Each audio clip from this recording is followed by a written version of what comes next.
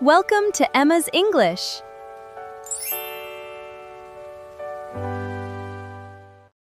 Welcome back to Emma's English Talk, your daily channel for mastering real-world English. I'm your host, Emma. Today, we're going to watch and listen to a conversation about why do socks always disappear? First, just sit back, relax, and try to catch as much as you can. Don't worry if you miss a few words. We will break down the key vocabulary in our word tour later in the video. Ready? Let's dive into the dialogue.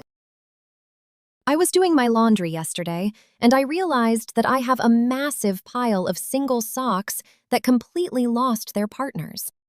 That is a classic household mystery that absolutely everyone can relate to.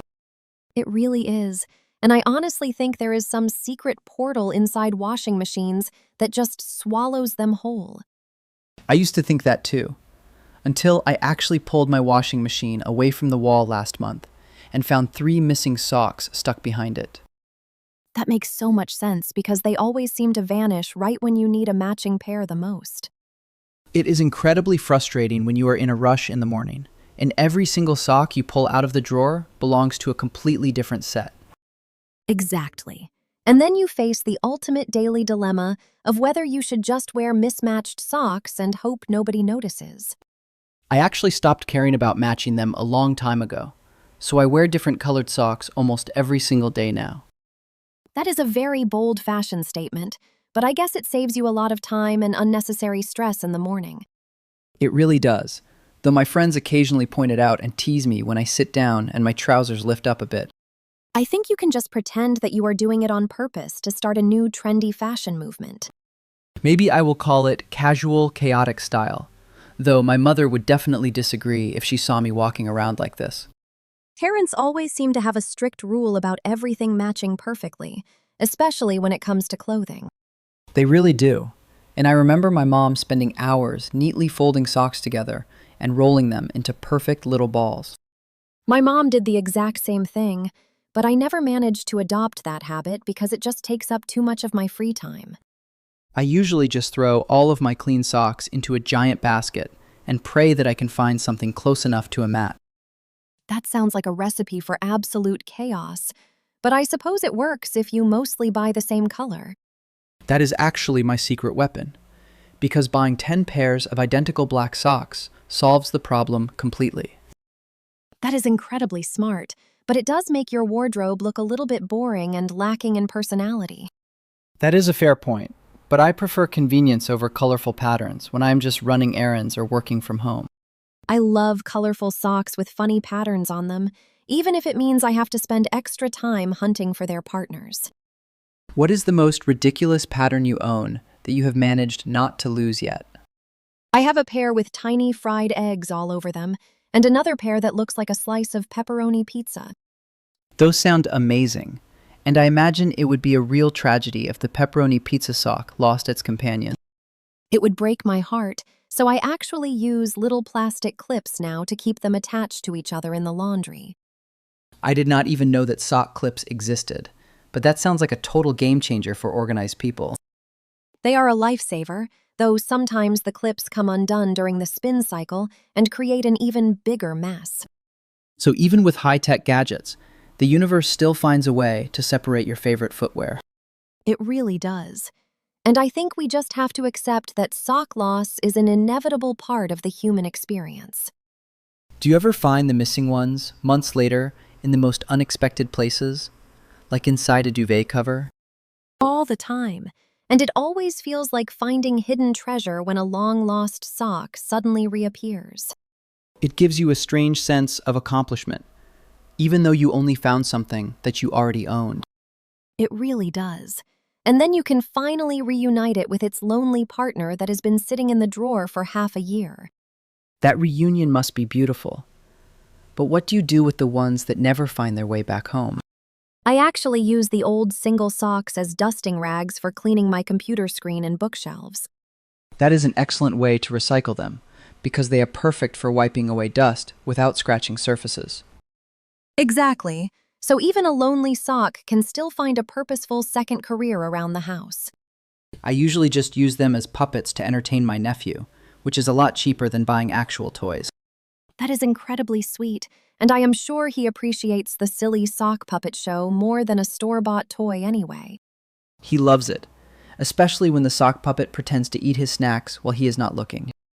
It is amazing how such a small, ordinary object can cause so much minor frustration and also bring so much joy. It really shows that life is full of tiny mysteries and simple solutions if you just look at things differently. Definitely. And the next time I lose a sock, I will try not to get upset and just assume it went on a little adventure. That is the perfect attitude to have. And who knows, it might turn up inside your pillowcase next week. I will keep my fingers crossed for that. But until then, I might just follow your advice and wear mismatched pairs. Welcome to the club, Emma, because life is way too short to spend time searching for matching socks. You have officially convinced me. So tomorrow I am going to wear one fried egg sock and one pizza sock together. Now that is what I call a truly delicious combination.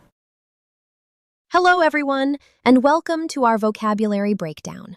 Today, we used some great casual expressions that you can use in your own daily conversations. First, let's look at the phrase, vanish right when. In our chat, I mentioned that socks always seem to vanish right when you need them the most. Vanish means to disappear completely and suddenly. When we add right when, it emphasizes the exact, often inconvenient moment something happens.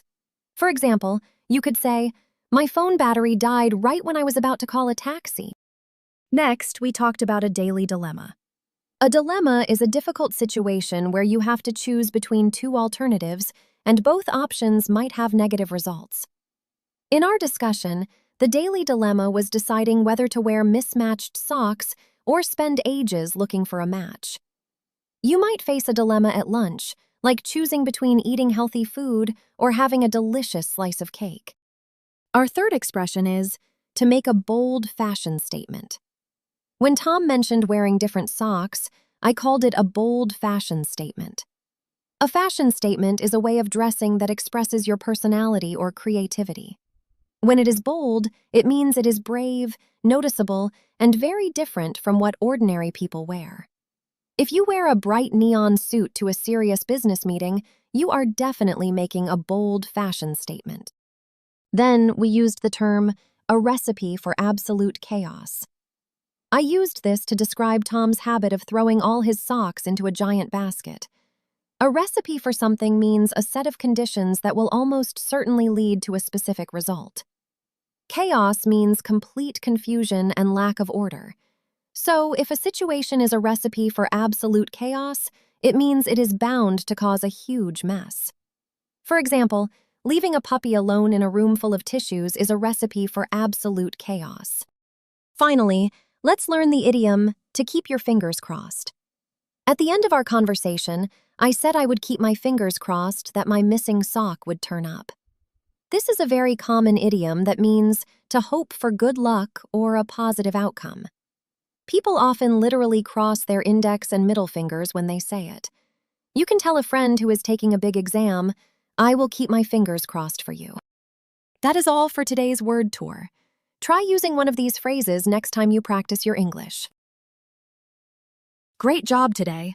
Listening to natural English like this is the best way to improve your skills.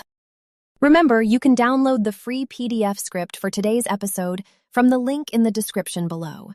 It's perfect for reviewing the dialogue and practicing the vocabulary we learned. If you enjoyed this lesson, please hit the like button, subscribe to the channel, and turn on notifications so you never miss an episode. Thanks for listening and keep up the great work. See you next time!